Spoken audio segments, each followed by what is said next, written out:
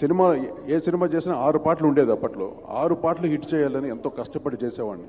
కానీ కొన్ని సినిమాలు 6 పాటలు హిట్ చేశాను. అలాగా ప్రశాంత్ ఈ సినిమాకి 9 పాటలు 9 పాటలు హిట్ ఇచ్చాడు మా ప్రశాంత్. అది సూపర్. ప్రతి పాట వినగానే క్యాచీగా ఉంది. అలాగే వాయిసెస్ కానీ వాళ్ళ ఎంటైర్ ఆర్కెస్ట్రా టీమ్ కానీ అందరూ total sounding is excellent. Thank you. నాకు మరొకసారి ఈ అవకాశాన్ని నాకు ఇచ్చినందుకు ఫర్దర్గా ఫ్యూచర్లో కూడా ఏమైనా మంచి క్యారెక్టర్స్ వస్తే సరదాగా చేయడానికి నేను రెడీగా ఉన్నాను. ఇదొక చేంజ్. నాకు చిరంజీవి గారు చెప్పారనమాట, నువ్వు ఇన్నాళ్ళు మ్యూజిక్ చేసావు, మ్యూజిక్ ఇస్ ఓకే గుడ్, నువ్వు మ్యాక్సిమం ఎంజాయ్ చేసావు, కానీ యాక్టింగ్ ఫీల్డ్ నువ్వు చాలా ఎంజాయ్ చేస్తావని.